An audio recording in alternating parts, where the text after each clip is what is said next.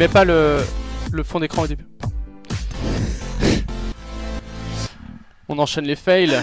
On enchaîne les fails. Bonsoir et bienvenue à tous sur... Alors attends, apparemment ça a encore planté. Putain la vache. Le streamer débutant qui parle pendant le générique, putain. Bonsoir. Bonsoir. Bonsoir. Est-ce qu'on nous entend du coup? C'est même pas sûr. Ouais. Sans doute. Donc bonsoir à tous et bienvenue sur la première de It's the Economy Stupid. Ouais. Donc voilà, avec normalement tout va bien se passer. Ouais, mais bien sûr tout va bien se passer. Bonsoir à tous, salut les copains, salut les copines, bienvenue.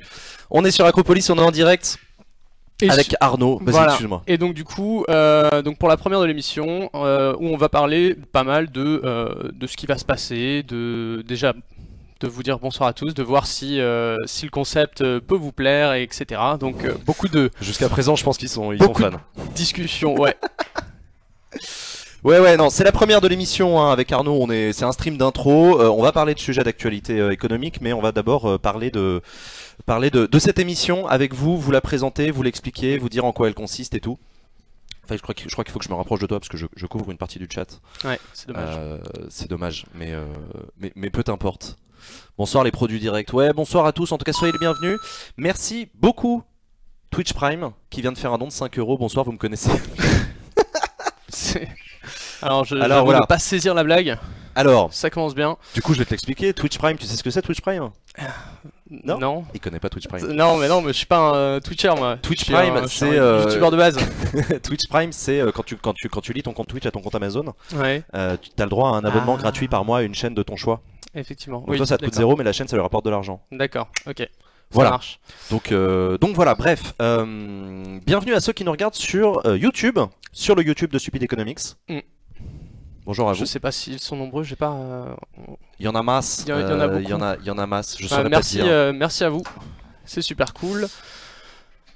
Alors on commence à comment? C'était à moi de préparer le truc. Non, mais d'abord on se présente. Non mais on se présente. Déjà c'est vrai que c'est ton stream. Moi j'ai voilà, rien préparé. Non. Moi je suis là les mains dans les poches, très tranquille. Mais d'abord t'es qui?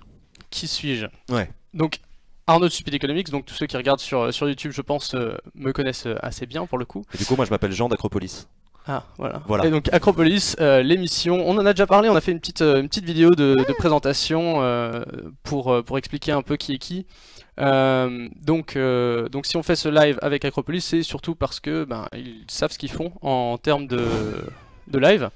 Et donc du coup on s'est dit autant aller vers des gens qui savent à peu près ce qu'ils font, puisque nous a priori non. Donc vous êtes une chaîne de vulgarisation économique sur YouTube. Vous faites des vidéos de très grande qualité. Je vous invite à vous abonner, à mettre la cloche sans plus attendre. Et vous avez eu envie d'enrichir votre chaîne YouTube avec des lives hebdomadaires. Voilà, c'est ça. Et donc en fait l'idée c'est que on peut traiter de beaucoup de choses dans des vidéos de 10 minutes. Ouais. Mais à un moment on s'est dit, enfin voilà, moi j'ai l'habitude d'écouter des interventions d'économistes d'une heure, enfin c'est ce que je fais tous les jours du coup, et je me suis dit, ce serait l'occasion de le faire ici, de le faire d'une manière un peu sympathique, quoi, d'essayer de poser les questions qui moi m'intéressent et qui du coup je pense peuvent intéresser aussi ceux qui suivent la chaîne, et puis aussi de laisser le chat poser des questions à des économistes en direct, à des économistes. Ce qui n'arrive pas souvent en fait, parce que mais ça on en avait déjà parlé avec Arnaud quand on a pensé à cette émission. C'est vrai que les économistes sont des gens formidables, tous, sans exception, sans aucune exception. Non, mais c'est quand même des gens qui ont beaucoup de choses à nous apprendre. Quand même l'économie est quand même assez présente, et malheureusement ils ont un peu tendance, malgré eux, à vivre en vase clos. C'est-à-dire que les mecs ils font des conférences dans lesquelles il y a des économistes, ils participent à des interviews sur des médias économiques, ils échangent avec des étudiants en économie, et en fait tout ce petit monde se parle un petit peu à lui-même. Tant mieux pour eux à la limite, mais tant pis pour nous. Et c'est ça le problème en fait, c'est que nous c'est rare en fait. T'as vaguement sur BFM TV une fois de temps en temps un économiste qui vient sortir 3 punchlines, mais franchement il y en a pas mal. Après c'est aussi quel temps on leur donne pour s'exprimer, et dans quel objectif on le fait. Il y a beaucoup de discussions quand on est sur des sujets très clivants, où on va faire venir un économiste et puis un autre, et puis se les mettre en opposition. Je pense qu'il y a moyen d'aborder la chose un peu différemment, et c'est ce qu'on va essayer de faire. C'est vraiment de les laisser exprimer leurs pensées pour arriver à avoir une vision plus globale de tout l'enchaînement de tout ça, et aussi de les arrêter. Alors on a eu un don, alors c'est la première fois que je fais ça, merci, un grand merci à Jojo pour le don. Du coup il faut que tu lises son message. Il faut que je lise son message, il a disparu. Non, tu sais où est-ce qu'il est affiché, je te l'ai montré tout à l'heure. Ah, et non. Regarde bien. Je connais Jean, par contre, c'est qui son voisin? Voilà, t'as voilà, trouvé. wow, alors, Twitcher, c'est un métier. C'est un métier, c'est un métier. On dira jamais assez. Ne faites pas ça chez vous. Enfin, si, au contraire, faites ça chez vous, foncez.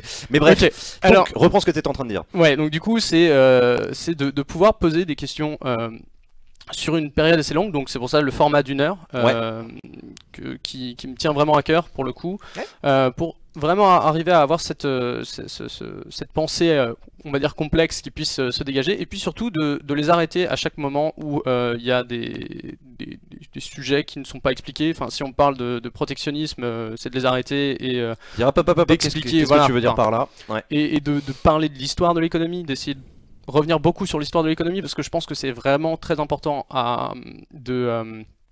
d'avoir cette vision en fait de quelque chose qui évolue. On n'est pas arrivé aujourd'hui à cette situation sans qu'il y ait un passé avant ça, et donc c'est vraiment de pouvoir avoir ça. Et puis non mais donc du coup l'idée principale de cette émission qui s'appelle It's the Economy Stupid, c'est que tu interviews des économistes. Voilà. Économistes et personnes qui ont des choses à dire, intéressantes sur l'économie. Voilà. Mais évidemment, et ça c'est ce que t'expliquais dans ta vidéo de présentation, c'est quand même lourd logistiquement organisé, les interviews hebdomadaires. Donc c'est pas grave, puisque les semaines où il n'y aura pas d'économistes, il y aura quand même des émissions. Et ce seront des émissions dans lesquelles... je te laisse expliquer ce que tu vas faire. Donc dans lesquelles en fait on va revenir sur un épisode pour complémenter un peu, avoir une discussion aussi. C'est ce qu'on a commencé un peu à faire sur le Discord, peut-être que certains d'entre vous y étaient. C'est des discussions post-épisode où on va compléter, où on va discuter, et ça a quelque chose de très intéressant, parce que là on n'est plus simplement dans on vous envoie tout ce qu'on sait, tout ce qu'on a appris sur un sujet, mais où on va vraiment pouvoir répondre à des questions parfois basiques, parfois très complexes, parfois, enfin, ça va d'un extrême à l'autre assez rapidement généralement, mais et puis il y a toujours cette, enfin moi c'est vraiment ce qui m'a surpris, c'est vraiment cette expertise qu'il peut y avoir dans l'audience, quoi. Enfin il y a plein de gens qui savent plein de trucs. Ce qu'on appelle l'intelligence collective finalement. C'est ça, et qui parfois c'est vrai. est vraiment là, quoi. C'est vraiment intéressant de pouvoir échanger là-dessus. Donc c'est d'avoir aussi ça, de pouvoir revenir sur des sujets, parce que voilà, les vidéos de 10 minutes c'est bien, mais on peut élargir ça un peu. Et c'est aussi ce qu'on va faire en deuxième partie un peu de cette émission d'aujourd'hui. Je réponds tout de suite à une question technique qui a été posée par quelqu'un, qui est de savoir si on répondra aux questions du chat de Twitch ou à celui de YouTube, ou est-ce qu'on fera les deux? La réponse est on ne répondra qu'aux questions du chat de Twitch. Alors principalement du chat de Twitch, mais s'il y a des questions sur le chat de YouTube, elles pourront être retransmises et je pourrai y répondre. Mais c'est vrai qu'on favorise un peu Twitch, mais si vous voulez vraiment pas y aller, vous forcez pas non plus, quoi. Non, vous forcez pas, évidemment, il s'agit pas du tout de se forcer, mais voilà, le chat qui s'affiche ici à l'écran, c'est bien celui de Twitch de la chaîne Acropolis. Donc voilà. Qu'est-ce que je voulais dire? Pourquoi cette émission elle s'appelle It's the Economy Stupid? Alors, donc du coup ça reprend quelques termes déjà qui étaient là dans le nom de ça est assez logique. Stupid Economics. Donc en fait, à la base, je pense que on peut du coup expliquer le nom de l'émission Stupid Economics aussi. Il y a une phrase qui est je vais vérifier juste pour pas dire de bêtises, mais en gros c'était dans la campagne de Clinton aux États-Unis. En 2000. Mais pas celle pas celle de 2008. De Hillary, pas celle de 2000. Celle de Bill. Bill Clinton, candidat à la présidence américaine. Voilà, et qui avait un chef de staff qui s'appelle James Carville, et qui avait mis en priorité, donc dans son équipe comme un poster en fait dans le truc de campagne, et puis il avait mis 3 objectifs principaux qui étaient Change versus More of the Same, The Economy Stupid et Don't Forget Healthcare. Donc en fait c'était les trucs vraiment... C'était les leitmotifs du staff de campagne qui étaient affichés en grand, dans le local de campagne. Dans le local de campagne, et du coup... c'est devenu à la suite, en fait, quoi que ce soit, ce qu'on appellerait un mème aujourd'hui. Ouais, voilà, c'est ça. C'est une espèce de référence économique. C'est ça. C'est devenu un mème et qui a été utilisé pour tout, quoi. Enfin, je veux dire, c'est dès que t'as quelque chose, tu mets it's quelque chose stupide et ça fait, ça rentre dans le même truc. Effectivement. Dans l'idée où c'est, enfin. C'est comme ça que ça marche et surtout c'est là-dessus qu'on doit regarder, quoi. Voilà, donc c'est ça. It's the economy stupid, c'est il y a un côté martelé. Voilà, c'est l'économie. Donc évidemment c'est un titre qu'on a choisi pour s'en moquer en partie aussi. Un peu, ouais. Enfin pour le questionner surtout. Et surtout, ce qui me semblait intéressant, donc c'était par rapport au nom Stupid Economics, c'est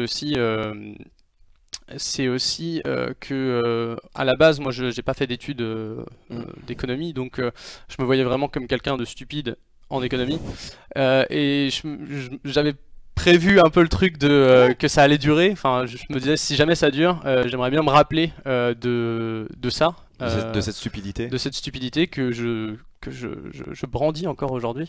Mais du coup, voilà, c'est vraiment d'avoir ce nom qui rappelle un peu l'origine du truc et de la curiosité, en fait. Vraiment de la curiosité du truc et de pas se rappeler que, enfin, de vraiment se rappeler que ouais, tout part de là, d'une envie de connaissance et pas simplement de devenir un éditorialiste ou enfin, tu vois, c'est vraiment ça, quoi, le délire. Merci beaucoup Exode pour ton don de 101 bits, pour ton cheer, merci beaucoup. Merci. Merci, ouais, j'ai pas encore l'habitude. Il va falloir que je prenne l'habitude très rapidement. Parce que là, il y a gens qui m'aident un peu, mais ça va pas toujours être le cas. Tiens, t'as fait quoi comme étude? J'ai fait une école de commerce en 3 ans. Donc c'était quelque chose post-bac. C'est pas la même chose, ça, une école de commerce et des études d'économie? Non, parce que il y a un peu d'économie dedans, mais pas beaucoup. Donc voilà, non, c'est un peu marketing, un peu machin. Mais bon, voilà, c'était pas transcendant, mais c'est fait. Voilà, j'en ressors grandi, on va dire. Mais non, mais c'est cool. Donc voilà, si vous avez des questions sur cette émission, sur comment ça va se passer, etc., c'est le moment, on est vraiment dans une émission d'intro. Vas-y, je te laisse parler. Et aussi, si vous avez des suggestions d'économistes, par exemple, pour la petite histoire. Donc là, aujourd'hui, donc j'ai contacté depuis quelques semaines pour avoir des économistes. Donc ça prend un peu de temps, c'est pas évident, parce que je suis tout seul pour le faire. Merci beaucoup à Fandam, qui vient de faire un don de 10 €. Une petite prime pour les streamers. Merci pour cette prime. Merci beaucoup. Ça va prendre un peu de temps, mais bon. C'est normal, t'inquiète. Et donc du coup, ah oui, parce qu'après il faut se rappeler ce dont on était en train de. Mais t'inquiète, ça vient tout seul. Compliqué. Bah non. Mais si, t'étais en train de dire que ça prend du temps. Oui, ça prend du temps d'inviter, en fait, enfin d'organiser tout ça, donc je vais pas pouvoir. Là, j'ai contacté plusieurs économistes et j'ai eu 2 réponses positives pour mai. Donc du coup, il y a 2 émissions calées. Ça va être super. Ça va être trop cool. Des bons économistes, ça va être assez intéressant, qui défendent des sujets assez, qui sont clivants, qui sont intéressants, qui concernent en tout cas vraiment la société, les débats, et puis dont un qui a été recommandé par un commentaire. Donc ça arrive. Mais voyez que c'est aussi votre rôle de faire des recommandations. Il y a une question qui t'est posée. Est-ce qu'il y aura des députés est-ce qu'il y aura pas des députés, pardon, excuse-moi, ça c'est ma déformation acropolienne. Est-ce qu'il y aura des économistes de tous bords, ou est-ce que ça va être une émission de droite, ton truc? A priori, oui. Et merci beaucoup Liazam pour ton cheers de 100 bits. Merci beaucoup à toi. Alors ça c'est toujours une question un peu difficile sur l'économie. Est-ce que, j'imagine que la question derrière c'est orthodoxe versus hétérodoxe ou ce genre de sujet. Moi j'ai pas d'autres questions. A priori oui, il peut y avoir des gens de tous bords. Après moi ce que je cherche surtout c'est des gens qui sont reconnus académiquement quand même. Donc ça c'est un des critères. Ouais, c'est la reconnaissance des gens académique. qui publient, et puis souvent, donc ce qui aide beaucoup c'est quand ils écrivent des livres, ils sont beaucoup plus à même de venir parler.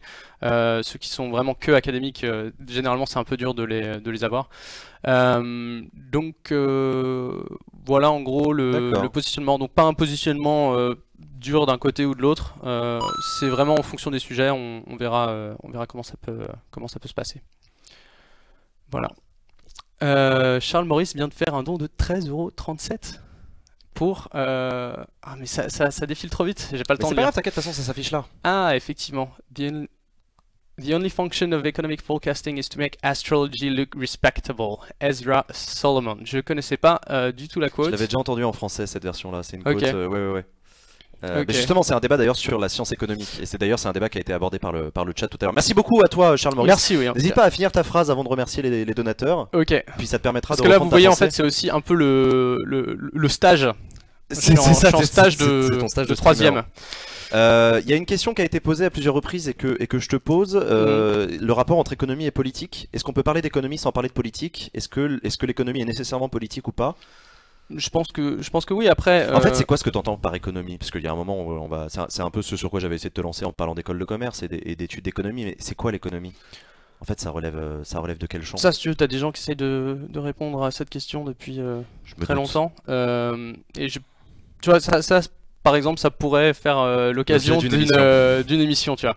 Mais très bien, très bien. Parce que ça, c'est un truc il y a beaucoup d'interprétations différentes. J'ai pas envie de me lancer forcément dans l'explication aujourd'hui, mais Non, mais en gros, vous l'avez vu dans le générique d'introduction de cette émission, quand on parle d'économie sur Stupid Economics, on parle de développement, d'énergie, d'inégalité, en gros, c'est l'allocation des biens et la production des biens et services et l'allocation de ces biens et services dans une société. Donc tout ce qui touche à ça. Donc ça touche En à fait, ça touche à tout. plein de trucs.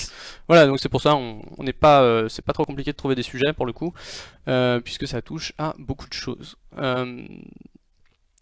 Donc voilà, mais tout ça pour dire, s'il y a des gens qui se posaient la question, que ce ne sera pas une émission qui ne parlera que de finance, par exemple, ce ne sera pas une émission qui parlera que de mouvements sociaux ou que de société, ce sera une émission qui parlera de tous ces sujets-là.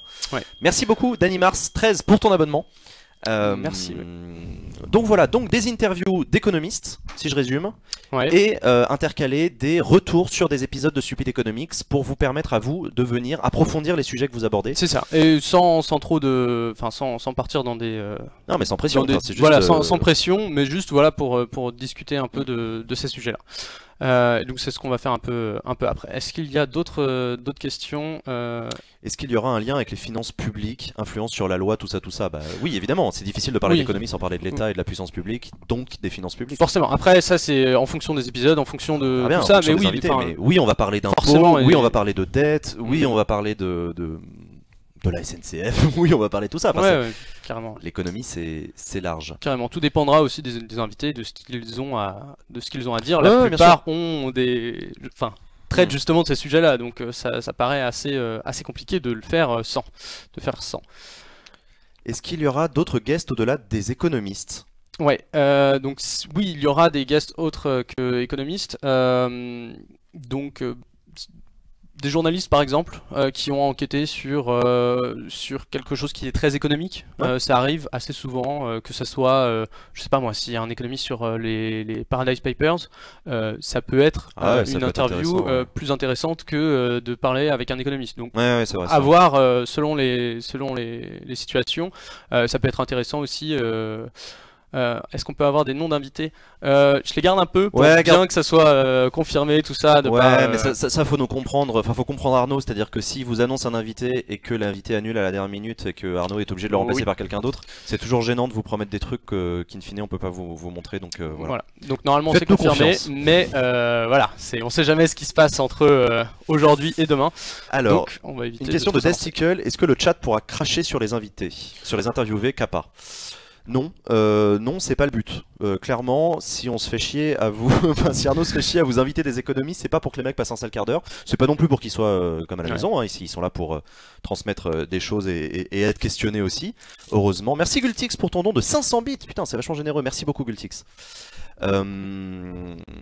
Mais non, le chat c'est pas le but, c'est pas de cracher sur qui que ce soit d'ailleurs, ni même sur les autres personnes du chat. Vous pouvez vous faire ban d'ailleurs si vous crachez sur les autres, que ce soit des invités ou d'autres membres du chat. Donc vous voyez comme quoi. Même si c'est Jacques Attali. Ah non, mais qui que ce soit, hein, c'est indépendamment de. On s'en fout complètement. Ouais, ça fait partie de la modération du coup. Ça s'appelle la modération. Ouais. Merci Iliazam pour ton don de 201 bits. Merci beaucoup. Vous êtes vachement généreux ce soir, ça fait super plaisir. Je sens beaucoup d'encouragement. D'ailleurs, vous avez été hyper sympa dans les commentaires d'annonce de cette émission. T'as eu les commentaires sous la vidéo que vous avez faite, sont hyper encourageants. Ouais, les gens sont trop carrément, chauds en mode carrément. ouais, trop cool. Non, et puis je pense vraiment que ça peut être quelque chose de, enfin moi en tout cas ça me passionne rien que l'idée de pouvoir parler avec des économistes. C'est surtout le retour que j'ai eu d'eux quoi, enfin il y en a qui ont l'air très intéressés par ça quoi, qui se disent oui il y a quelque chose à faire, et de pouvoir avoir le temps. Enfin moi c'est ça que je vois très rarement d'interviews qui durent un peu de temps, qui durent plus de 20 minutes. À quelques exceptions près, effectivement. On passe ou alors c'est souvent dans des conférences, des trucs où il y a qu'une personne qui parle au final. Et c'est chiant, on va se le dire, voilà, c'est chiant à mourir. C'est long et il y a personne pour remettre un peu en question, pour demander d'expliquer, pour recontextualiser certaines choses.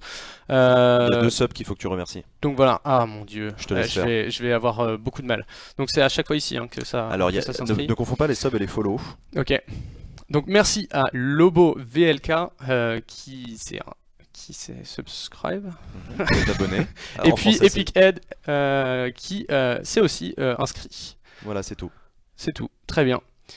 Franchement, ça va. Non mais ça va le faire, voilà. Là Sylvain vient de retirer les follows, donc maintenant t'auras que les subs et les dons. Ok. C'est encore plus simple. Ça marche. Nickel. Non, faut faire que. T'inquiète, non mais faut que ça soit simple pour moi, tu vois, parce que bon. T'es un peu stupide. Voilà, c'est ça. Mais très économique. Donc voilà, donc oui effectivement de la contradiction toujours bienvenue, toujours évidemment, on essaie même pour ça. Après la contradiction pour moi, enfin ce que je vais essayer de faire dans les interviews, c'est quand même de laisser la personne c'est un parti pris développer, quitte à faire une émission avec quelqu'un d'autre plus tard, qui aura un point de vue différent. Oui, d'accord. Et c'est un peu, je pense, ce qu'on fait dans Stupide Économique, c'est pas forcément de tout le temps chercher une opposition très forte, c'est de pouvoir expliquer entièrement un concept sans forcément lui amener une opposition extrêmement forte, pour ensuite développer un truc contraire quoi. Enfin moi ça me dérange pas du tout de procéder comme ça, et je pense que ça peut être intéressant quoi. Et merci à Dreamfer qui s'est inscrit, on dit inscrit ou sub, pour le sub, qui s'est abonné, pour le sub. Merci beaucoup. L'émission sera toujours sur Twitch d'Acropolis, où vous allez créer une chaîne pour vous. Non, l'émission sera toujours en codiffusion sur la chaîne Twitch d'Acropolis et sur la chaîne YouTube de Stupid Economics. C'est ça. Non, je sais pas, écoute, il est 20h23. Si vous avez encore des questions sur cette émission, d'ailleurs, si vous voulez nous dire ce que vous en attendez, c'est le moment, enfin, allez-y. Si vous avez des économistes à recommander ou des... Ouais. T'as pas peur que ce soit trop descendant comme concept de faire du long monologue d'expert? Trop descendant, c'est-à-dire? Bah, je te rassure, Charles, le but c'est pas de faire du monologue, c'est-à-dire que Arnaud va pas être là non plus pour... Enfin, on donne... Comment dire, ça reste une interview quoi. On est là pour poser des questions, on est là pour poser vos questions, on est là pour créer un dialogue. Mais effectivement, on est là pour que l'invité ait le temps d'expliquer sa pensée. Complexe. Ou pas d'ailleurs. Ou pas. Ça peut être une pensée extrêmement simple, mais très longue. J'en sais rien. Est-ce que les lives seront upload sur la chaîne? Les lives, alors ouais, ça c'est un peu particulier pour éviter de spammer un peu trop. Ce qu'on va faire, c'est on va les mettre en non répertorié normalement, ou alors trouver un moyen que ça fasse pas une notification à chaque fois. Mais il va y avoir une playlist. Il y a déjà une playlist qui va être créée et où tous les lives, enfin toutes les émissions en direct vont être placées. Donc il y aura moyen de les retrouver. C'est juste éviter d'avoir la notification à chaque fois pour... C'est trop bien parce que vous êtes hyper nombreux à poser des questions hyper profondes et philosophiques sur l'économie, la politique, ouais, ça part super vite. Est-ce qu'une économie sans dette est possible, etc. Mais moi je préférerais avoir des économistes pour répondre à ça pour le coup. Tu vois. Ouais. Non mais c'est hyper intéressant et c'est ça qui montre que cette émission elle est cool parce que c'est toutes ces questions là qu'on va essayer, enfin que tu vas essayer d'expliquer, donc pour les questions justement sur l'interaction chat invité, oui, le but c'est qu'il y en ait au maximum. Après il va falloir voir, je pense que c'est selon les invités, voir comment ça passe. Vous avez l'habitude sur Acropolis, on a clairement déjà eu l'occasion d'avoir plusieurs invités parfois sur des plateaux. Vous savez que c'est pas très facile d'organiser une interaction entre un chat et un invité. Le streamer c'est aussi son rôle d'être là pour justement laisser l'invité parler et parfois le relancer grâce au chat et tout. Clairement quand il y a un invité, il faut vous y attendre, le chat est un peu moins présent que quand on est comme actuellement en train de discuter avec vous. Donc ne vous formalisez pas si votre question ne passe pas. Ne la spammez pas non plus en permanence pour qu'elle soit absolument posée. Essayez juste de participer à la discussion. Et si Arnaud repère votre question et la pose à l'invité, tant mieux. Et s'il la pose pas, tant pis. Il y en a d'autres qui sont aussi très intéressantes. Enfin voilà, rassurez-vous. C'est un exercice pas facile, mais c'est quand même important d'avoir cette interaction. Voilà. Est-ce que l'invité va lire le chat? L'invité, il aura le chat devant les yeux, donc il sera libre de le lire ou de pas le lire. Il pourra aussi juste regarder Arnaud. En tout cas, et c'est comme ça que j'ai pitché le truc. Enfin, moi, je suis un peu habitué pour le coup. Je suis plus habitué que toi à interviewer des gens avec un chat. Il y a de tout, c'est-à-dire qu'il y a des gens qui voient le chat défiler, qui le lisent et qui limite je les laisse tout seuls. Les mecs qui discutent avec le chat et ça peut durer des heures et je suis hyper content. Il y en a d'autres qui sont pas du tout habitués et qui veulent pas regarder l'écran et qui veulent me parler à moi. C'est comme ça. On peut pas. On verra. On va pas les obliger. Et puis ça va être en construction, quoi. Va falloir. Enfin, ça va évoluer. Ça va évoluer encore une fois. Comment on va pouvoir faire. Ouais, bien sûr, ça va évoluer. Y aura-t-il un plateau? Si oui, organisez-vous des débats entre économistes. Un plateau, pas pour l'instant. À terme, ça, c'est toujours une envie qu'on a et un projet, donc on va y travailler. Mais pour l'instant, ça va se passer dans ce dispositif-là, c'est-à-dire sur un fond vert en incrustation avec le chat. Pour commencer, en tout cas. Ouais, et concernant les débats, donc le but, techniquement, c'est compliqué déjà. Ça demande pas mal de moyens. Si déjà on a du mal à faire venir beaucoup d'économistes une fois par semaine, on va éviter d'en inviter 5 d'un coup. Donc pas forcément de débat. Si débat il y a en fait, comme j'expliquais un peu, c'est développer une idée une semaine et peut-être son contraire la semaine prochaine. Ça, pour moi, ça fait partie du débat. Tu vois, non, bien sûr, bien sûr. C'est juste temporiser, quoi. Et les chercheurs d'autres domaines, oui. Enfin, je veux dire, sur Stupid Comics, je pense qu'on a montré assez souvent notre intérêt pour d'autres matières, ouais, que ça soit sociologie, enfin souvent il y a une connexion avec l'économie, mais comme on le disait tout à l'heure, c'est un sujet tellement large, enfin à partir du moment où on alloue des biens ou des services et que, enfin la production, enfin je veux dire ça touche à tout. Tout le monde parle d'économie en fait. Voilà, donc du coup... Interview de zadiste. Interview de zadiste. Non, c'est pas une émission... Alors la réponse n'est pas non définitivement, mais c'est pas une émission d'actualité. C'est-à-dire que Arnaud ne va pas faire des interviews de grévistes, de cheminots en grève par exemple. Il va pas faire d'interviews d'étudiants. Non, ça reste académique. Ça reste académique, ça reste voilà, des interviews d'économistes. Pour commencer, on va commencer par ça, c'est déjà bien. Franchement, si on arrive à le faire toutes les semaines, non mais carrément. On se met un peu la pression sur cette émission, donc enfin voilà, surtout toi, hein, parce que voilà. Mais non, c'est cool. Julien Bayou pour le revenu universel. Bah, why not? Ouais, non, mais why not? Ça, à mon avis, ça va faire partie des questions qui vont revenir. Revenu universel, le revenu universel, c'est un sujet hyper intéressant. Je cherche en ce moment, je cherche exactement quelle personne vraiment je veux avoir sur ce sujet-là, parce que c'est typiquement le genre de sujet où j'ai pas, enfin, il y a des sujets où ça peut être très bien d'avoir un militant qui veut essayer de convaincre. Il y a d'autres sujets où tu cherches à avoir un truc un peu différent, quoi, à avoir soit quelqu'un qui soit complètement au contraire de l'idée. Ah ouais, soit convaincu, soit opposé, ouais. Soit convaincu, soit opposé, ou quelqu'un qui soit un peu au milieu. Je réfléchis encore à exactement qui. De toute façon, toute personne est intéressante à questionner sur à peu près tout sujet. S'ils ont bossé dessus. S'ils ont bossé dessus. Oui, bien sûr. Mais voilà. Jason Brenham pour le libéralisme, histoire de ne pas avoir que des crypto-gauchistes. Merci pour cette recommandation. Mais il est américain, le pauvre homme. Ouais, bah voilà, du coup, ça, par exemple, ça complique beaucoup les choses. Ouais, alors oui, ce sera en français. Oui, ça, excusez-nous, on l'a pas précisé, mais ça me paraît évident. Ce sera francophone. Ouais. Et voilà. Vous pensez faire des sujets très vastes et théoriques ou préparer des études au cas pour illustrer? Des études de cas. Des études de cas. Donc généralement les personnes qu'on va interroger, elles ont travaillé sur un truc concret, sinon on serait pas au courant. Enfin je veux dire c'est... oui, tu vas chercher des économistes qui vont quand même parler d'un sujet. Ils savent de quoi ils parlent. Donc à partir de là... T'as l'air trop court, le revenu universel. Bon, moi, je sais pas. C'est le mec qui a fait du commerce. Je sais pas, t'en penses quoi Ouais, c'est ça. Donc ouais, le but c'est vraiment d'aller chercher un peu ce qu'eux savent et ils vont savoir des choses. Enfin, des quelques discussions que j'ai pu avoir avec les invités qu'on va avoir, ils savent beaucoup de choses, ils ont réfléchi longtemps sur ces sujets-là. Ils ont des choses à nous dire. Voilà, et c'est juste comment structurer ça pour que ça soit intéressant sur une heure et qu'on puisse faire avancer les choses et puis amener un peu de contradiction et puis enfin tout ça quoi. C'est d'avoir quelque chose d'engageant qui vous permette aussi d'interréagir et à la fin d'en sortir avec quelque chose quoi. Ouais, c'est ça le but. Hein. Le but, c'est pour vous sortir avec quelque chose à la fin. Le but, c'est que vous passiez des moments agréables avec un économiste pointu sur un sujet, que vous puissiez en tirer le meilleur, c'est-à-dire lui poser des questions, mais aussi que vous partiez du stream à chaque fois en vous disant putain, j'ai pas perdu 1 heure. Bien au contraire, j'ai appris des trucs, j'ai vu les choses sous un angle différent, c'est intéressant. Voilà, on est juste là pour nourrir vos réflexions, donc tant que ça marche, c'est cool. Que pensez-vous des économistes atterrés? Rien. Non, on n'a pas d'opinion sur telle école d'économie ou telle autre école d'économie. On n'est pas là pour avoir une opinion sur. Non, il n'y a pas de. On pense rien de particulier. Ouais. D'où vient ta passion pour l'économie? Ça, ouais, tiens, j'en ai jamais parlé. Bon, je vais prendre quelques minutes du coup. Ah bah vas-y, raconte. Mais moi, je t'ai jamais demandé d'où ça te vient. Ouais. Alors en fait, c'était donc.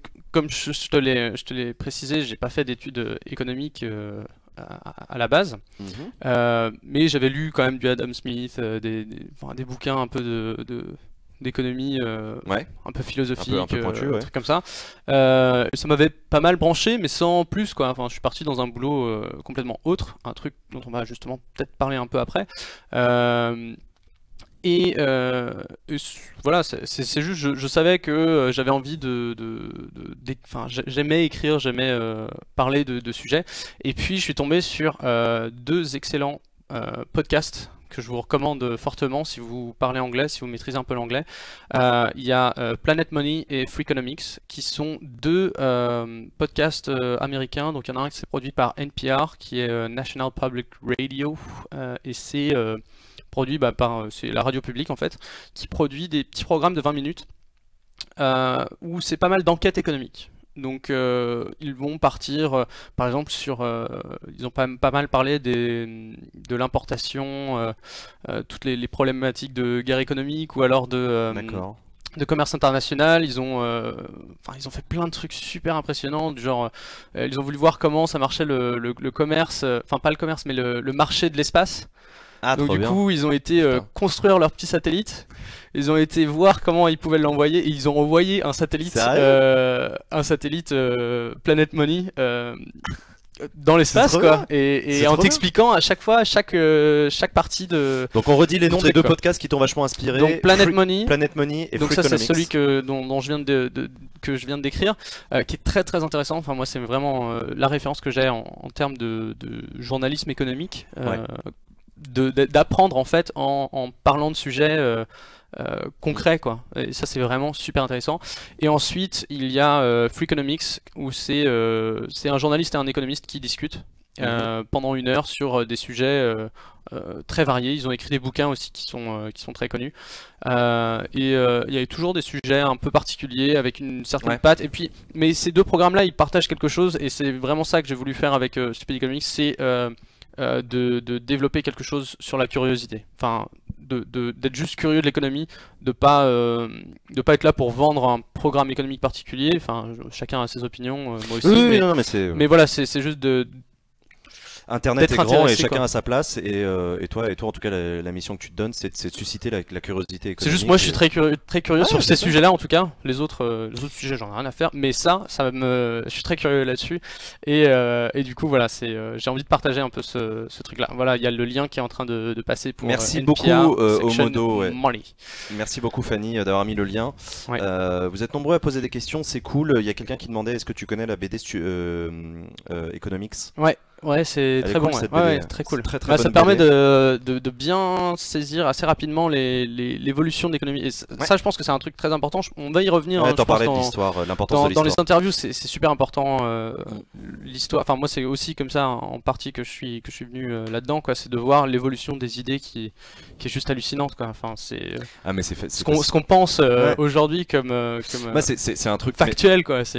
Moi j'ai eu des cours d'histoire évidemment comme tout le monde pendant tout mon collège, tout mon lycée, mes études de droit pareil. Enfin moi j'ai fait des études de droit, donc en droit t'as l'histoire du droit, mais qui en fait c'est juste l'histoire de France que tu revois. Voilà, c'est ça. C'est juste par un prisme particulier. Mais en fait justement, et moi il a fallu que j'arrive en master 1, master 2 pour avoir des cours d'histoire spécialisés dans des domaines. Et notamment j'avais des cours d'histoire de la pensée.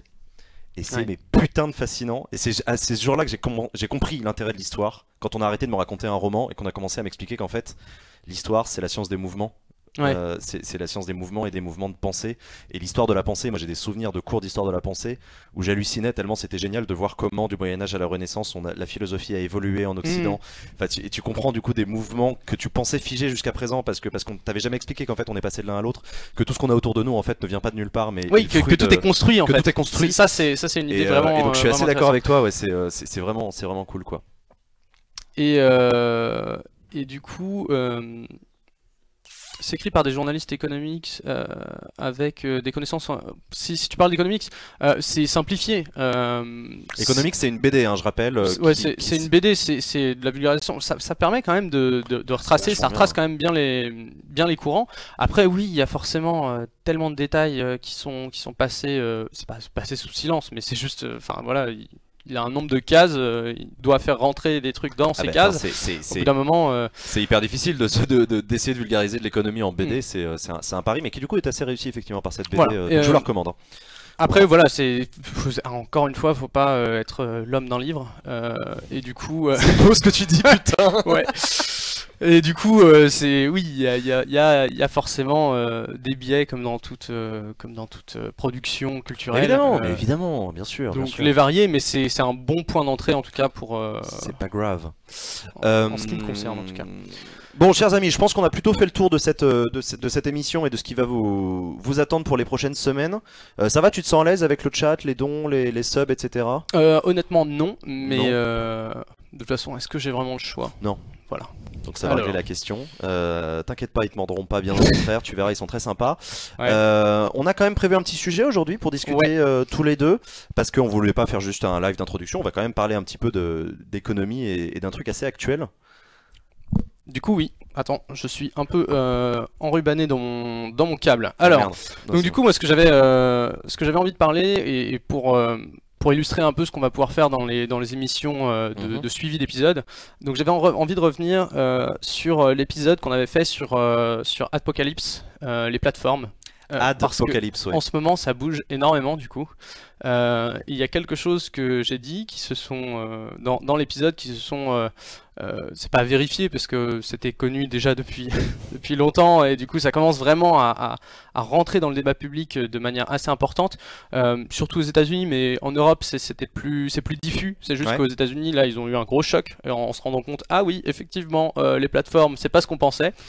Et évidemment tu es en train de parler de l'affaire de Cambridge Analytica. Cambridge Analytica. Donc c'est le dernier scandale qui secoue un peu voilà, qui web, secoue vraiment et qui a trait justement vraiment à qu'est-ce qu'une plateforme au final. Enfin c'est vraiment ça. Donc il y a un peu deux histoires dans cette affaire-là. Il y a l'affaire vraiment politique et il y a l'affaire enfin politique, je veux dire élection, et puis il y a l'affaire de ce que ça dévoile du fonctionnement des plateformes. C'est ça que tu veux dire? Vous avez dit pas d'actualité. Oui, mais là c'est différent. Salut Hugo, bisous à toi. Et donc du coup sur cette affaire-là, donc pour rappeler un peu le. Ouais, rappelle-nous de quoi ça parle. Parce que tout à l'heure quand tu m'as dit quand Arnaud m'a dit qu'on allait parler de ça, je lui ai dit tant mieux, j'ai rien compris moi. Voilà. Donc là je suis vraiment, c'est moi le stupide, j'ai rien suivi de Cambridge Analytica. Donc en fait c'est. Explique-moi quel est le fuck. Ça a commencé en mars, il me semble, avec Christopher Wiley qui a. Attends, j'allais justement t'expliquer. Je suis en train de t'interviewer. Ah d'accord, ok. C'est mon côté Bourdin, putain. Oui, Bourdin Plenel, ouais. Ouais, c'est ça, Bourdin Plenel. Bon bref, c'est qui ce mec? Sacré moment d'histoire.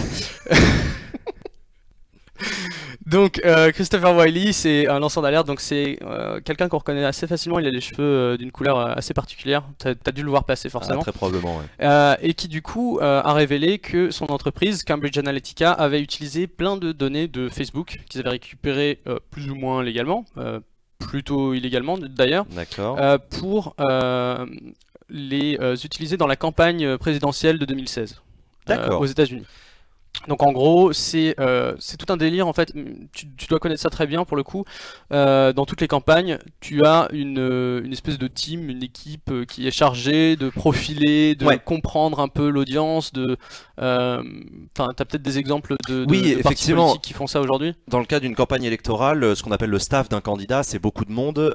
C'est d'ailleurs pas que des personnes réunies au sein d'une même équipe, c'est aussi des entreprises qui sont sollicitées par un candidat. En France, en Europe comme à l'étranger, par exemple une boîte de communication. va s'occuper de dessiner la fiche électorale et d'organiser la chaîne YouTube bien pourrave d'un candidat. Voilà. Et là-dedans, il y a aussi des gens. Il y a d'autres entreprises qui sont aussi dont les services sont achetés par les candidats à des élections. C'est légal, ça d'ailleurs, pour faire de la data information, de la data mining. En gros, faire du profilage des électeurs pour faire remonter au candidat et à son staff des signaux faibles, des signaux forts sur l'opinion publique. Par exemple, les sondages, ça aussi, les instituts de sondage, c'est normal qu'un candidat paye un institut de sondage pour savoir je suis à combien dans les sondages actuellement, qu'est-ce que les Français pensent de mon programme et tout. Voilà. Et Cambridge Analytica est une entreprise qui proposait à Donald Trump, si j'ai bien compris, de faire effectivement du profilage sur les électeurs pour faire des publicités ciblées. Donc en gros, c'est ça.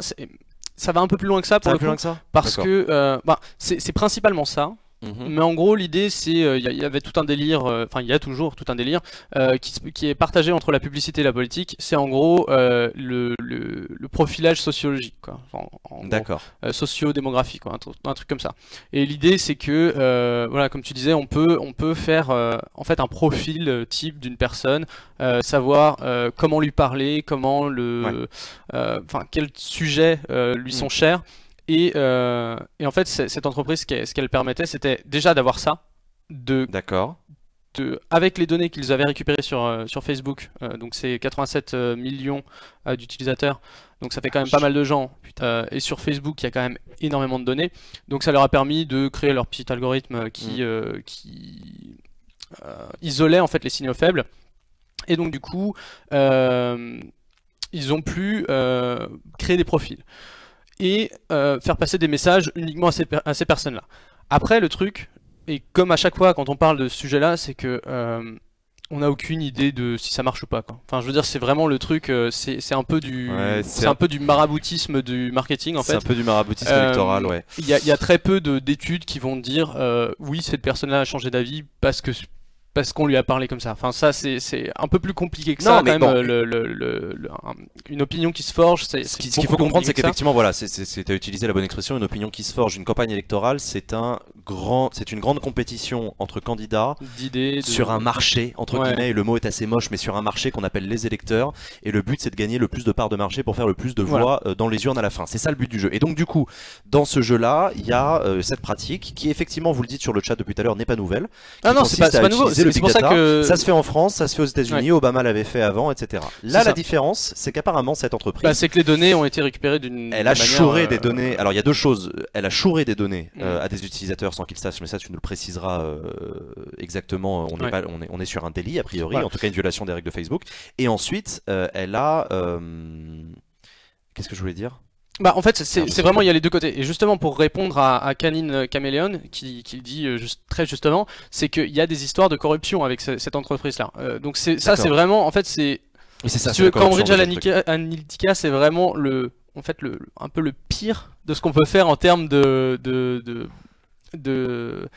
service, enfin, tu sais, d'entreprise qui va aider à gagner une élection, quoi. C'est peut-être pas le pire, mais bon, voilà, ça se place quand même, quoi.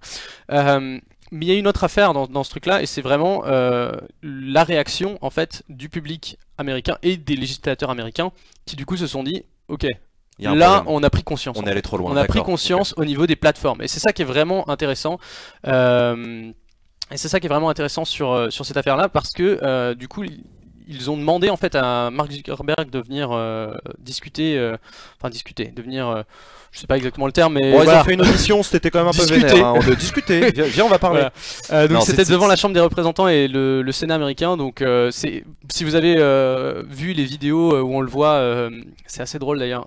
Il y a Mark Zuckerberg, donc ça dure des heures et des heures, c'est sur 2 jours, et en fait à chaque fois il s'est bien préparé, à chaque fois il dit Congresswoman, Congressman, je sais pas si vous avez vu les vidéos, mais c'est assez énorme. C'est un peu l'équivalent américain de ce qu'en France on appellerait une commission d'enquête ou une mission d'information. Voilà, je ferme la parenthèse, mais pour ceux qui connaissent un peu le langage, le jargon politique français, c'est un peu l'équivalent, c'est-à-dire que les représentants du peuple américain ont convoqué Mark Zuckerberg pour lui demander des explications sur le scandale Cambridge Analytica. Et du coup ce qui est intéressant avec ça, c'est que ça vient directement. Dans l'épisode, en fait, je parlais de...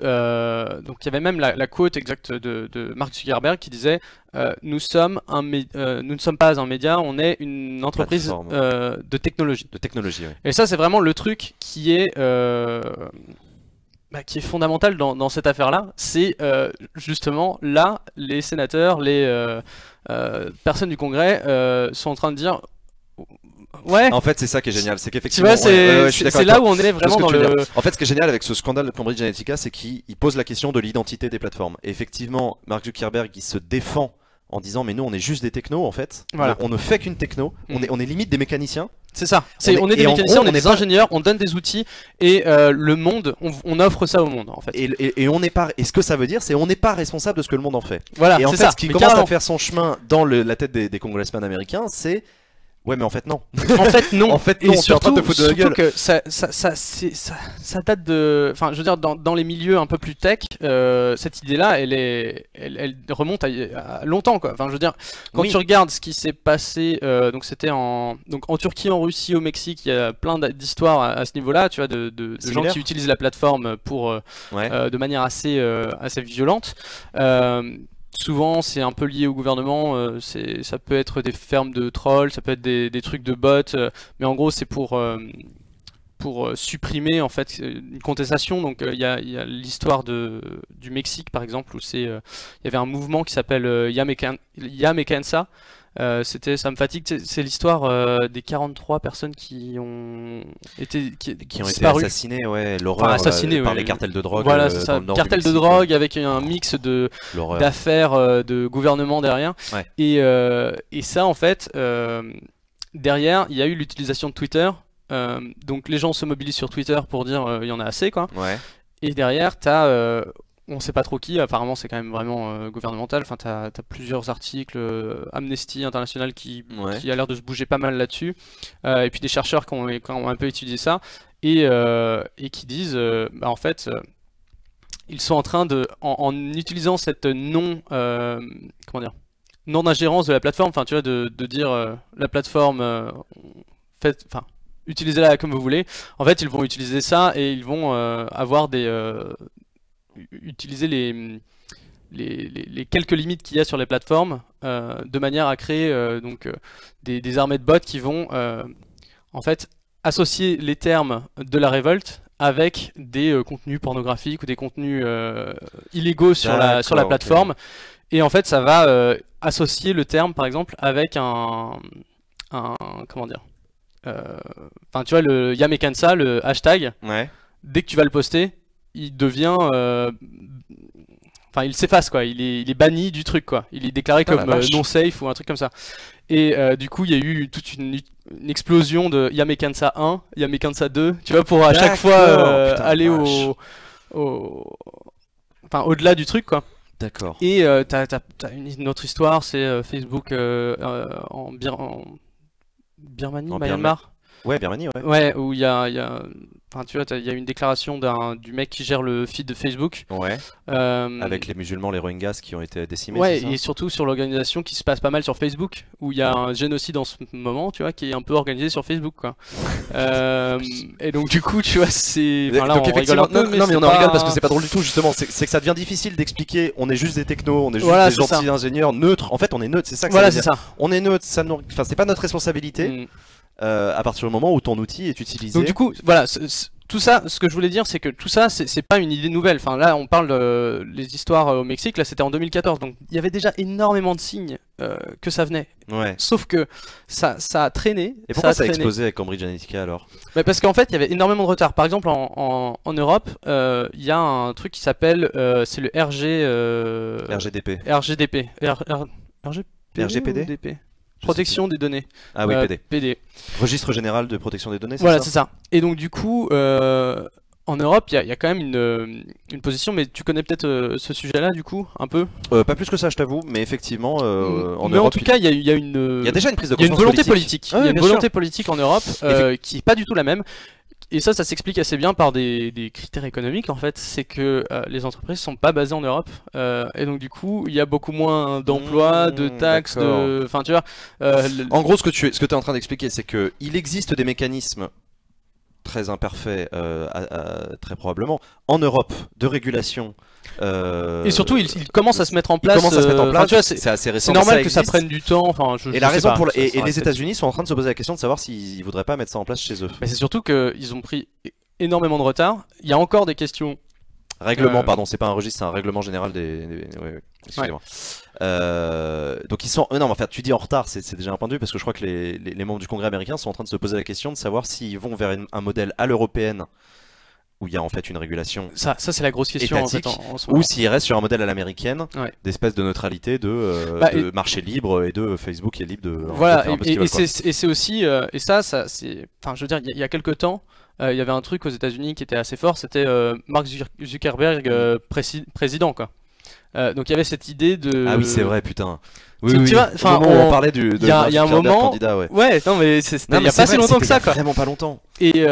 Et tout ça, c'est un changement en fait de peut-être qui est en train de se passer. En tout cas en Europe, j'ai l'impression que c'est un peu plus développé qu'aux États-Unis, mais un changement de vision de toutes les plateformes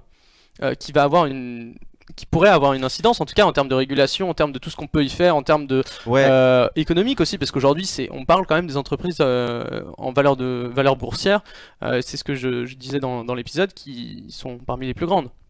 Donc là on parle d'acteurs du marché qui sont énormes. Effectivement, ouais. Et là on parle de la régulation de ces trucs là. Donc en fait, économiquement, on n'est pas en train de parler d'un. Oui, c'est ça, d'accord, je vois ce que tu veux dire. On n'est pas en train de parler d'une petite plateforme avec des questions philosophiques. Ouais, voilà, on est en train de parler de pan entier de l'économie et de la régulation d'acteurs qui sont monstrueux. Voilà. Monstrueux au sens de taille. Dans l'économie. De taille, d'impact, de plein de trucs quoi. C'est les GAFAM, Google, Amazon, Facebook. Et donc c'est pour ça, tu vois, je pense que voilà, faut juste diviser sans en faire non plus une barrière complète entre les deux questions, mais c'est ça qui est vraiment intéressant du côté économique dans Cambridge Analytica, plus que le côté danger à la démocratie. C'est ce que tu veux dire, il y a deux sujets en fait. Voilà, il y a un peu deux sujets. On peut les relier, je suis sûr, il y a plein de moyens de les relier, oui, il y a des moyens de les relier clairement parce que. Ouais, mais il y a aussi un moyen de les dissocier effectivement. Mais il y a un moyen de les dissocier en regardant cet aspect-là et ce changement en fait de vision de la Silicon Valley, de ce qu'apporte. En fait, tu vois, j'écoutais un truc sur quand on parle de Facebook, tu vois, t'as Mark Zuckerberg qui arrive et c'est pas une entreprise normale, c'est pas un patron normal, c'est pas, enfin, il y a rien de normal. Il y a rien de normal. Alors que tu sais, c'est si tu parles de Pepsi ou de Coca-Cola ou de je sais pas trop quelle autre marque de soda, tu vois, c'est juste des boîtes qui vendent du soda quoi. Eux, ils font un truc différent, tu vois, et ils font un truc grandiose qui va changer le monde. Il y a une question intéressante de Desticle dans le chat qui dit mais pourtant le chiffre d'affaires de Facebook est presque nul et les plateformes gagnent pas beaucoup d'argent.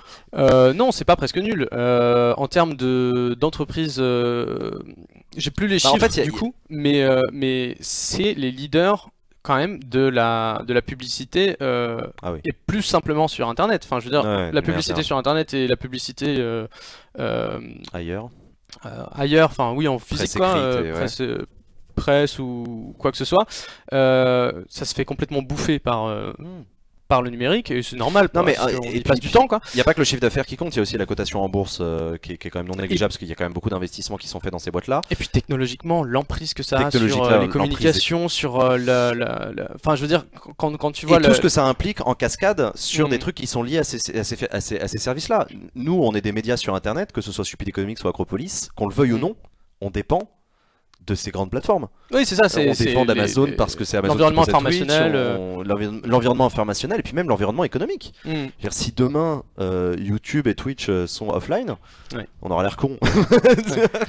Mais on aura l'air con, bah ouais. On sera, Et du coup, il y a une dernière question qui était reliée en fait à ce dont on parlait dans l'épisode Apocalypse. C'est la question de la modération aussi, où j'ai pas mal insisté sur ce sujet-là, et où c'est venu dans le truc. Donc moi je parlais surtout du statut des modérateurs, comment dire, enfin que c'est un métier très difficile déjà, qui est assez peu considéré, même là dans les discussions qu'il y a eu entre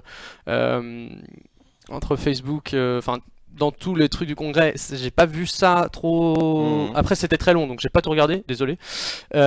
C'était très long et très enfin je veux dire quand t'as je sais plus combien de congressmen là, qui posent des questions les uns qui posent des questions sur où est le bouton on de mon ordinateur, dont c'est un peu chaud, sont quoi. profondément débiles. Comment ça marche Internet, monsieur Zuckerberg, s'il te plaît? Ça fait un peu. Non, mais c'est... Tu arrives en maternelle et t'as un prof. c'est ça. C'est n'importe quoi. C'est exactement ça. Non, mais je suis d'accord, c'était très long, mais bon. Voilà, donc j'en ai regardé un peu, mais pas tout du coup, et j'ai pas vu la question popper de la condition de travail des modérateurs, parce qu'on rappelle que Facebook a embauché masse modérateurs. Voilà, et ça suit YouTube aussi. Et donc c'est pour ça que c'est intéressant en termes de tendance, c'est que là ils sont en train de se dire il faut quoi, parce que enfin c'est pas qu'on aide à organiser un génocide, mais enfin tu vois ça se passe sur notre plateforme quoi, et il y a des gens qui gèrent notre service, enfin le mec qui gère le feed de Facebook qui dit ouais je dors pas quoi. Mais parce en même temps, j'ai ça sur ma conscience. Bah, tu m'étonnes. Putain la vache. Ouais, j'aimerais pas être à la place des modérateurs de Facebook quoi. Genre, ouais, enfin bref. Mais en même temps, c'est marrant parce que le fait que Facebook ait embauché des modérateurs en masse en jurant que du coup ils allaient un peu nettoyer la plateforme, etc. Surtout YouTube aussi. Et YouTube, oui, t'as raison. Enfin, Facebook, ça fait un peu plus longtemps parce que c'était peut-être beaucoup plus crade, je sais pas. Je crois qu'ils ont annoncé récemment qu'ils allaient. Mais Facebook aussi, oui, là. Mais donc ouais, YouTube et Facebook, est-ce que c'est pas la preuve qu'ils reconnaissent en fait qu'ils ont un rôle éditorial et qu'ils sont pas simplement hébergeurs? Justement, et c'est en fait là c'est la première fois où on a vu Mark Zuckerberg qui dit we're a technology company et on fait aussi un peu d'autres choses quoi. Ouais, enfin, on est une technology company qui embauche des dizaines de milliers de modérateurs. Voilà, mais donc du coup, mais il y a toujours pas cette enfin c'est toujours pas assumé quoi. Ah mais c'est au cœur du débat, donc, et c'est ça qui est passionnant. Et c'est parce que c'est dans leur modèle économique quoi. Donc il y a une question qui me trotte dans la tête d'ailleurs, et tu vas me dire si je dis une connerie, mais est-ce que j'ai raison de voir qu'il y a un rapport avec la neutralité du net derrière ce débat? Sur la neutralité du net? Bah ouais, parce que dès l'instant où tu dis que la régulation étatique est une bonne chose parce que ça permettrait de contrer les travers de Facebook dans ce genre de truc là. Merci beaucoup Vincent Dard. Un grand merci Vincent Dard pour le renouvellement du sub. Je vais y arriver un jour. On appelle ça un resub. Un resub. Parce qu'on est des mecs un peu unis. J'ai vraiment l'impression d'arriver dans un autre monde. Non mais tu vois, si on dit que la régulation étatique est une bonne chose, parce que Cambridge Analytica c'est des méchants, parce que Trump c'est un méchant, etc. Moi, comme je suis un empêcheur de penser en rond, je peux pas m'empêcher de dire ok, mais si la régulation étatique est une bonne chose, jusqu'où elle va la régulation étatique? Oui. Jusqu'à quel moment est-ce qu'on accepte de se dire qu'en fait c'est légitime que l'État demande par exemple la photocopie de ta carte d'identité pour pouvoir t'inscrire sur un réseau social? Ah non, mais c'est le fait que là dans le chat vous ayez tous des pseudos par exemple. Ouais. Est-ce que un jour ça deviendra pas illégal? Ouais. Genre non, mais vous n'avez pas le droit sur Acropolis d'avoir un pseudo, vous devez donner votre opinion à visage découvert, tu vois.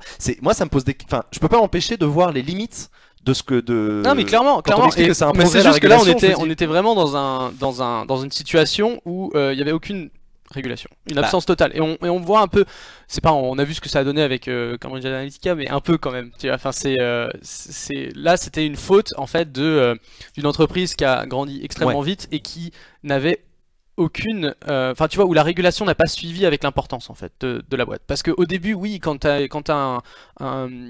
tu parles de quelle boîte, nouveau domaine, comment? Tu parles de quelle boîte? Bah de Facebook. Ah Facebook, oui, Facebook. Au début quand c'est un mec qui est dans son garage ou je sais pas trop où, qui fait sa petite boîte, ouais t'as peut-être pas envie de le saouler tout de suite avec il va falloir mettre tant de réglementation, surtout si c'est un truc nouveau qui... Ouais non mais en plus parce que c'est ce qu'on appelle les technologies de rupture aussi. C'est-à-dire que c'est ça, c'est... Facebook avance en marchant, c'est-à-dire que ces mecs là ont inventé... Ouais. On a inventé le réseau social moderne quoi. Ou alors ils l'ont peut-être pas inventé, on peut avoir des débats là-dessus, mais au moment où ils le faisaient en tout cas, je veux dire en 2008, 2009, etc. Je veux dire Zuckerberg seul dans sa piole comme tu le disais, il se posait pas une seconde ces questions-là, il voulait juste ranger les meufs par ordre. Mais tu vois mais enfin bref. Mais donc ouais, je vois ce que tu veux dire. En fait, la boîte a grandi. Et la régulation derrière, elle a juste ignoré le truc. Et on se retrouve aujourd'hui avec ces affaires-là, quoi. Merci Airbrax pour ton sub. Merci beaucoup. C'est quoi une technologie de rupture, nous demande Oufu. C'est vrai que c'est un mot qu'on entend beaucoup, notamment dans la bouche d'Emmanuel Macron. Alors moi, de rupture. Je sais pas si j'écoute pas assez Macron ou si c'est un autre problème. Mais moi, j'entends plutôt le terme disruption, ouais. Bah pour moi c'est la même chose en fait. Oui, d'accord. Pour moi c'est synonyme. Disruption et technologie de rupture, ça peut en être fait, Est-ce que tu peux expliquer du coup ce que c'est? Ouais, je peux passer un petit peu de temps. Donc du coup, j'étais dans un truc il il y a quoi, 2 ans, 3 ans, j'étais dans un rendez-vous avec plein de gens qui travaillaient dans l'assurance. C'était un meeting merveilleux. Et du coup, ils étaient là. Attention, il y a les barbares qui arrivent. Les barbares? Les barbares, ouais, c'est des fous les gens de l'assurance, tu vois. Et donc en fait, ils parlaient de personnes qui font un peu leur métier, enfin qui peuvent répondre à des besoins un peu similaires, ou qui vont changer les besoins, et du coup, eux, ce qu'ils font, ça sert plus à rien. C'est ça une technologie donc de rupture, en fait. La technologie de rupture, c'est quand t'as un barbare qui arrive, ce qu'il fait, t'as l'impression que c'est beaucoup moins bien, enfin c'est beaucoup plus moche, mais ou en fait, tu ça va considères pas le truc, ton... mais sauf que ça va t'emporter dans la vague et en fait, t'as rien à faire, quoi. Une technologie de rupture, je vais essayer de vous donner des exemples pour que vous compreniez ce que ça veut dire, et la notion de disruption est à peu près la même chose. En fait, c'est une nouvelle technologie qui intervient sur un marché en changeant complètement les règles du jeu et en balayant les vieux acteurs de ce marché-là. Prenez par exemple dans l'histoire l'invention de l'ampoule électrique par rapport à la bougie. T'avais un énorme marché partout d'entreprises qui faisaient de la cire. Et puis surtout de mecs qui les allumaient, quoi. Et des mecs qui allumaient les bougies, etc. On oublie trop souvent de parler des gens qui les allumaient. Et un jour il y a un mec qui arrive avec une ampoule. Au début, si les mecs de bougie ils regardent ça, ils disent non mais tu vas jamais nous concurrencer avec ça. Et puis en fait en quelques décennies, ou un peu plus longtemps que ça, mais quand même voilà, l'ampoule s'impose partout. On ne s'éclaire plus à la bougie, on s'éclaire à l'ampoule. Donc en fait tous les pans de l'économie s'effondrent. On pourrait même parler de l'imprimerie de Zuckerberg qui a complètement Gutenberg. C'est pas mal ça, l'imprimerie de Zuckerberg. Gutenberg avec son c'est le premier à imprimer la Bible en grand exemplaire. Du coup, il a un peu niqué le marché des moines copistes. Enfin, tu vois, voilà. Une technologie de rupture, c'est une technologie qui vient complètement rebattre les cartes dans un secteur. Donc, dans le monde de l'assurance, c'est par exemple une appli mobile qui va vous proposer des services similaires, voire meilleurs que AXA ou je sais quel assureur, etc. Donc là, les mecs sont niqués. Les banques en ligne, Boursorama par exemple. Boursorama, c'est un peu une économie de rupture parce que les mecs, c'est une banque qui n'a aucun guichet fixe. Donc ils ont aucun coût de guichet, ils n'ont pas à payer tous les jours des loyers, des banquiers, etc. Ils ont juste une application mobile et un site internet. Donc techniquement, en fait, ils sont en train de niquer le secteur bancaire. Donc c'est ça, en fait, ce qu'on appelle une technologie de rupture. C'est très lié, évidemment, aux nouvelles technologies, donc à Internet. C'est très lié au nouveau monde et à l'économie de la connaissance, comme on l'appelle. Surtout maintenant, c'est vraiment érigé comme le truc. Et c'est érigé comme le truc à la mode. Parce que c'est vrai que... dans une économie, et ça c'était le cas dans pas mal de situations, il y a des économies qui étaient très basées sur des corporations, par exemple. Quand tu remontes en Italie, à Venise, les corporations de verriers ou des trucs comme ça, qui bloquent complètement un marché, et tu peux innover ce que tu veux, personne va... Enfin, tu vois, c'est mort, quoi. Tu innoves pas là-dedans, c'est eux qui innovent. Donc, tu vois, t'as plein de trucs comme ça, mais c'est vrai qu'aujourd'hui, on est pas dans cette démarche-là. Et ça, je pense que faudra en discuter avec l'économiste qui va venir là-dedans, mais je pense qu'il y a forcément une relation avec la mondialisation, quoi. Parce qu'en gros, si toi tu laisses pas les entreprises qui vont faire de la technologie de rupture chez toi, tu vas perdre en compétitivité, et du coup les autres vont le faire pour toi. Donc c'est un peu c'est un discours qu'on entend beaucoup, notamment dans la bouche d'Emmanuel Macron sur l'Europe. L'Europe doit être un territoire attractif. Ça, je pense qu'il y a tout un discours à avoir là-dessus. Justement, moi, ça fait partie des questions que j'aimerais bien poser à un économiste qui viendrait ici. Est-ce que la création de Facebook est du même acabit que la création de l'imprimerie? Alors pas du tout. Faire des comparaisons. On sait pas.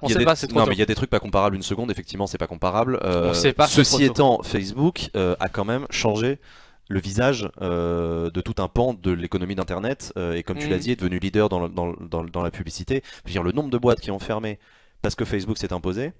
Enfin bref, c'est un changement assez radical. C'est un changement radical, et surtout ça a inventé tout un nouveau marché qui n'existait pas. C'est le marché du clic, c'est le marché de la vue, c'est le marché des contenus sponsorisés, etc. Donc ils ont fabriqué un marché, quoi. L'impression 3D est une technologie de rupture. Donc voilà, vous êtes nombreux dans le chat à donner plein d'exemples de technologies de rupture, etc. Vous avez tous raison. Après, on va pas avoir de débat fondamental là-dessus, mais voilà, l'impression 3D, est-ce que c'est une technologie de rupture? Certainement dans certains secteurs, dans d'autres c'est pas. Enfin, mais c'est des concepts qu'il faut manier avec un peu de précaution quand même, parce que c'est l'histoire qui nous dira si c'est une technologie de rupture ou pas. Faut attendre un peu, et surtout ce qui peut être de rupture pour quelque chose. Enfin, je veux dire, on a toujours au lancement d'une technologie, on a toujours des utopies plus grandes que le monde lui-même. Et après, tu te rends compte, oui, effectivement, ça a été de rupture pour quelques industries, pour quelques pratiques qui ont été faites Ouais, voilà, l'impression 3D a autant de rupture que le cinéma 3D. Je suis assez d'accord. C'est pas mal, c'est pas mal comme très ironique comme manière de le dire. Ouais, c'est ça. Le cinéma 3D, on t'expliquait que c'était l'avenir du cinéma et puis finalement il s'avère. Ouais, sauf que au final, ça se trouve, ça va passer directement dans la VR et. Enfin. Ouais, t'en sais rien en fait. C'est ça qui est génial, c'est qu'on est toujours surpris par ce qui arrive après. Facebook n'a pas fabriqué un marché. Ils ont quand même. Ils ont disrupté celui-là en utilisant. C'est un marché Facebook de base. C'est un des plus gros marchés de la publicité. C'est clair qu'ils ont réutilisé des recettes de Google. Alors, mais effectivement, Facebook n'a rien inventé. Ils n'ont pas inventé l'amitié. Ils n'ont pas inventé la mise en relation. Ils n'ont pas inventé la rencontre. Ils n'ont pas inventé Internet. Ils ont inventé une forme d'amitié. Ils ont inventé une forme d'amitié qui est basée sur l'absence. Je ne te parle pas, mais je sais que tu es quelque part. Je t'aime beaucoup. Non, mais c'est voilà, technologie de rupture. Ça veut pas dire inventer radicalement, enfin, ça veut pas dire inventer quelque chose qui n'existait pas. Ça veut parfois dire adapter des choses pour répondre à un besoin qui n'était même pas identifié. Mais pareil, le smartphone, vous avez été nombreux tout à l'heure à parler de l'iPhone. Effectivement, quand Steve Jobs présente l'iPhone, il y a pas mal d'observateurs qui disent ça sert à quoi? Oui, on n'a pas besoin de ça. Bon, moralité d'histoire, le smartphone s'impose dans les poches de tout le monde, dans le monde entier. De là à dire que ça répond à un besoin, je sais pas du tout ce que je dis. Je dis juste qu'en termes de marché, d'un point de vue purement économique, ça se pose là. Donc voilà. Il est 21h. Ouais, je pense qu'on peut. Est-ce qu'on se dirigerait pas vers la fin de cette première émission? Oui, donc du coup. On résume. Pour finir, le truc moi sur lequel je veux vraiment insister, c'est le direct avec des invités quoi. Donc je vais travailler extrêmement dur pour être sûr de vous amener le plus d'invités possible.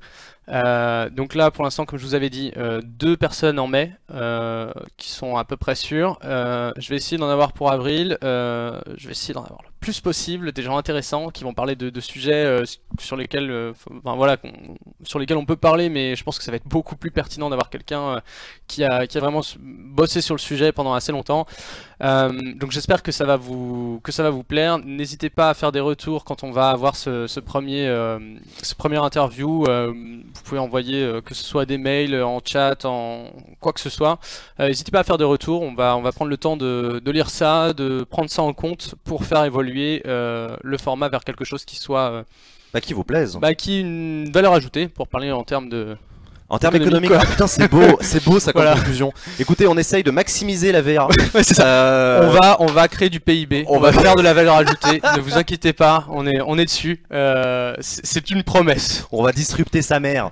Bon bref, merci à toutes et à tous d'avoir suivi cette émission. Merci à toi Arnaud, bravo Arnaud pour ce premier stream. La difficulté honnêtement en cette fin de match, c'est vraiment de lire de lire les subs. De lire les subs. Bon tu t'amélioreras, t'inquiète pas. Ouais. Merci à toutes et à tous d'avoir suivi cette émission. Gros bisous, abonnez-vous à Stupid Economics, abonnez-vous à Acropolis et on se retrouve en tout cas pour ce qui concerne Acropolis demain à 14h30 et j'ai en un direct. Truc pour finir, c'était Stupid Economics. Sur ce.